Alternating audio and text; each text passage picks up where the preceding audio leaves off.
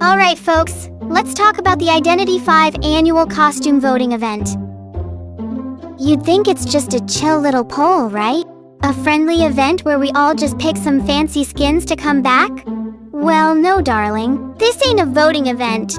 It's a full-blown deathmatch happen in the chat. Like, seriously, every year NetEase is like, "Hey guys, vote for your favorite skins to return."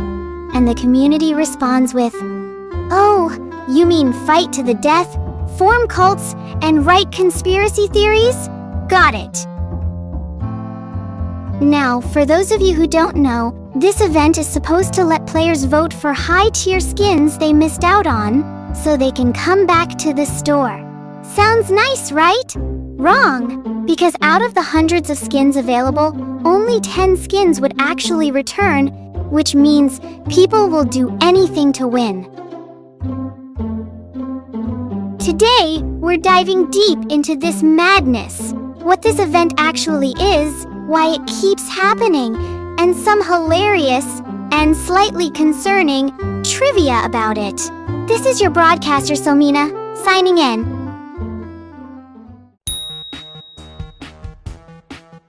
IDV has had its fair share of voting events for skins. Think the Nymph Award, the Deduction Star, the usual beauty pageants for pixels. But this one is a bit different, as it happens every single anniversary. And what's at stake? The glorious resurrection of 10 high-tier skins. Sounds amazing, right? Well, hold your horses. Because with the ever-growing IDV roster, the list of eligible skins just keeps getting longer, making this event a total battlefield. To bring some semblance of order to the chaos, a voting event is held, which usually lasting a week. Each player gets 5 votes per day to throw at their beloved mains, or should I say, their simps. But once you cast your votes, that's it. No takebacks. Maybe NetEase didn't want to deal with the headache of recalculating results, or maybe they just enjoy watching us suffer. Who knows?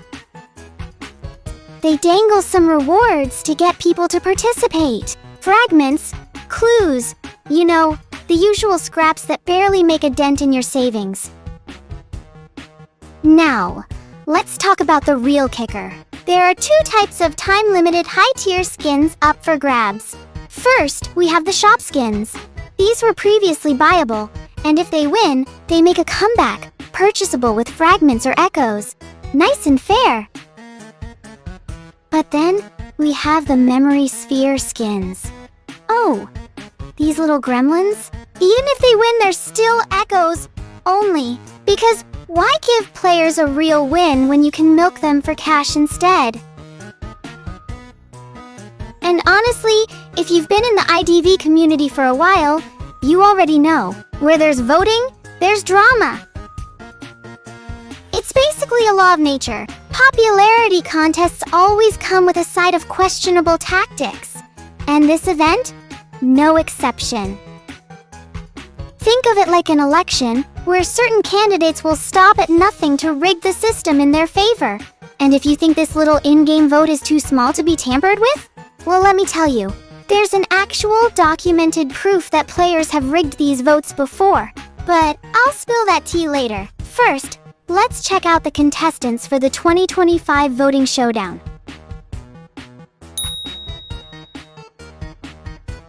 The rules for this event are somewhat juicy. Here's how it works. The top 8 most voted costumes make their grand return to the in-game store, 6 limited-time shop costumes, and 2 Essence A-tier costumes. But wait, there's more! If a costume has been snubbed for 2 years straight, and then suddenly lands in the top 2 spots in the 3rd year, excluding the skins that already qualified for a return, it gets tossed into a special additional voting return pool instead of the regular one. In simple terms, skins that haven't been given a comeback for 2 years get their own exclusive voting pool, labeled as the extra quota. The top 2 skins from that pool will return alongside the usual voting pool winners. Confusing? Yeah, kinda. But, hey, that's just classic NetEase logic. Why make things simple when you can add extra hoops to jump through? I've had my headache trying to dissect the lore, so maybe it's time for you guys to understand how NetEase love to make things chaotic too. Share the pain. The more the merrier, eh? Enough with the jokes now. Let's be serious for a moment. If a character has 2 costumes in the same tier, only one can be chosen. The one with the most votes wins. Costumes that were featured 2 years in a row will not be included this time. And any costume that was sold in the store within the past 6 months, it's out of the running too. So in total 10 skins return each year. And thanks to these very particular rules, the skins available for voting are already predetermined before you even get a say in it. Meaning, if your favorite skin didn't even make it to the list, well, tough luck. Maybe it got locked out by the 2-year rule, or maybe, just maybe, it simply didn't get enough love.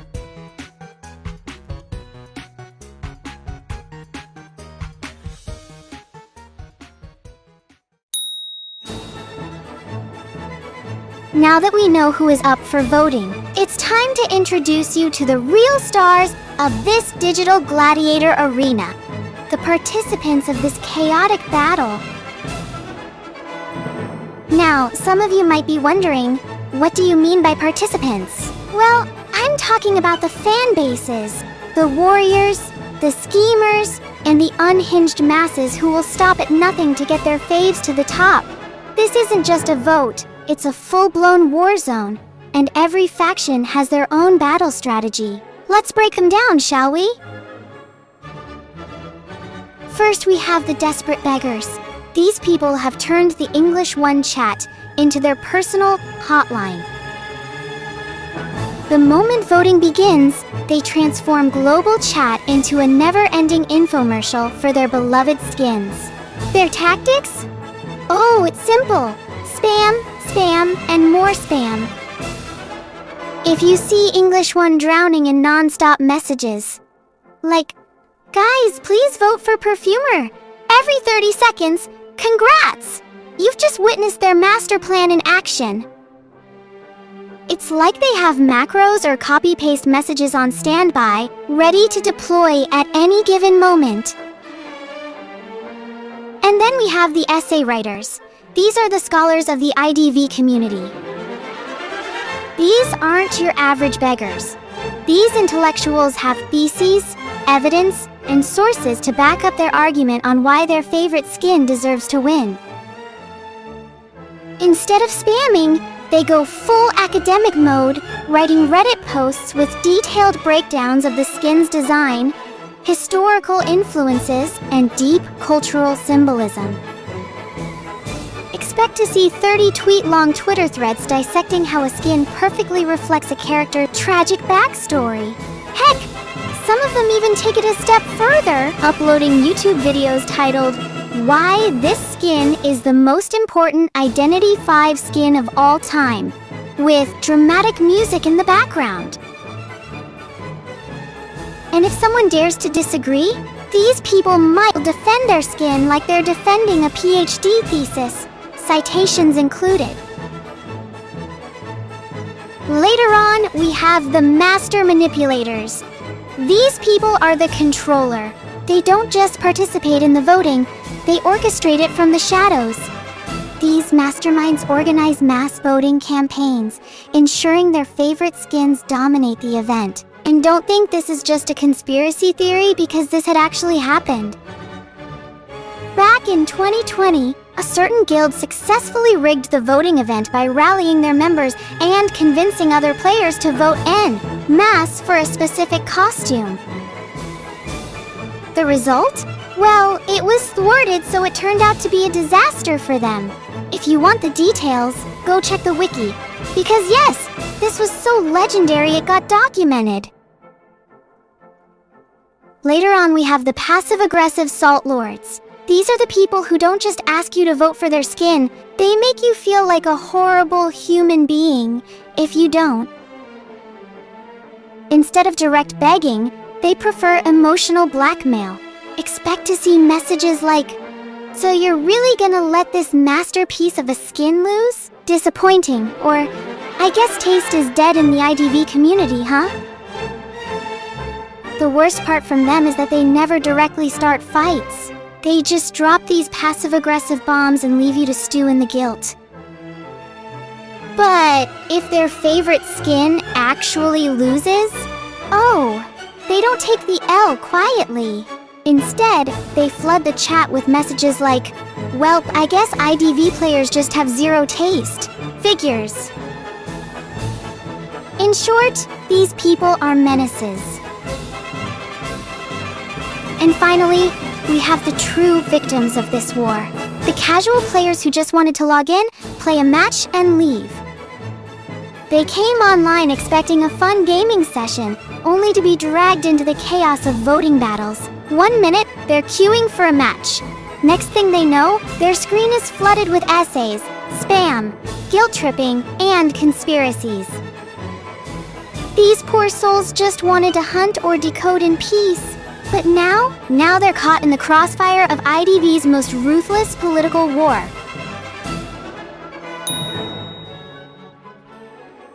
If you thought the chaos died down once the results were out, think again, because that's actually when the real madness begins.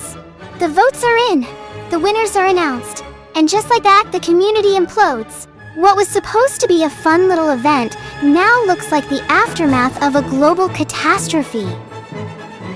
Reddit, unrecognizable. X, burning. English 1 chat, a post-apocalyptic wasteland where hope goes to die. So, let's break down the stages of post-voting grief, because, at this point, it happens every year. The second the results drop, peace is no longer an option. X erupts with a mix of celebratory screeches and pure, soul-crushing despair.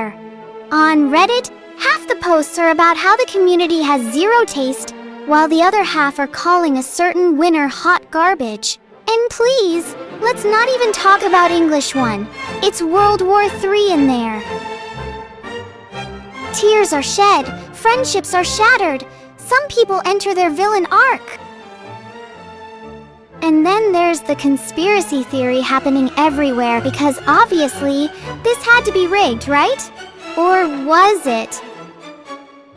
Either way, the conspiracy theorists rise from the shadows, analyzing the votes like they're criminal detectives. Suddenly, posts like, "This one guy on Discord said the votes were manipulated," become evidence. Others start acting like full-fledged data analysts, breaking down the numbers with their big brain theories. The reality? They just lost and can't cope. But hey, at least they're giving us a good show. And while we're at it, let's not forget the rage quitters. You see them every year. They storm into forums and Discord servers, dramatically declaring, "I will never spend another dime on this game. The devs has lost me as a customer." Or, "Goodbye everyone, it was nice knowing you. Maybe I'll come back in 5 years." Fast forward 2 weeks and guess what?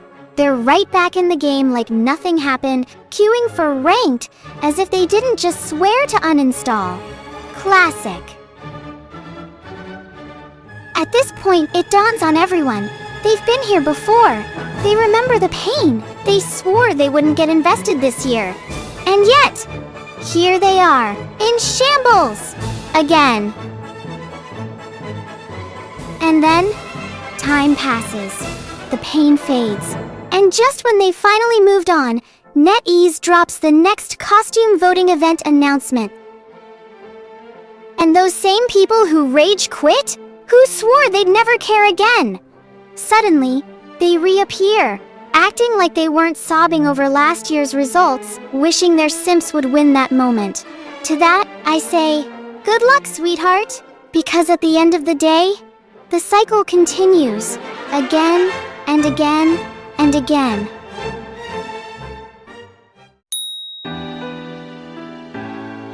At the end of the day, the Identity 5 costume voting event is a beautifully chaotic, emotionally exhausting mess.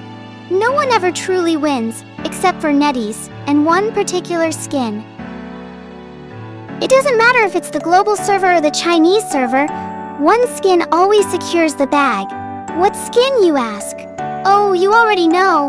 It's Perfumer's Tonight or Never, which, at this point, should honestly be renamed to Tonight and Always. But why, you ask? Because she wins every year. I swear, at this rate, Nettie should just preemptively add it to the shop so we can all save ourselves from the inevitable. And if you're wondering if I'm salty about it, let me clear that up. Yes, I am. Because every year, I vote for some poor, underrated skin that never wins, and every year, I watch Perfumer strut into the winner's circle like she owns the place. So instead of pretending I'm fine, you know what? Forget the voting. We're going full rage mode. Let's vent this mess on YouTube, because if I'm gonna rant, I might as well monetize my suffering through AdSense. Like, what's the point of exploding offline? I'd just be wasting my time for free. At least if I'm mad on the internet, I can get a bag for my pain. Anyway, to those of you still holding on to hope for your fave skin, good luck. Thanks for listening to my rant. This is your broadcaster, Silmina, signing out.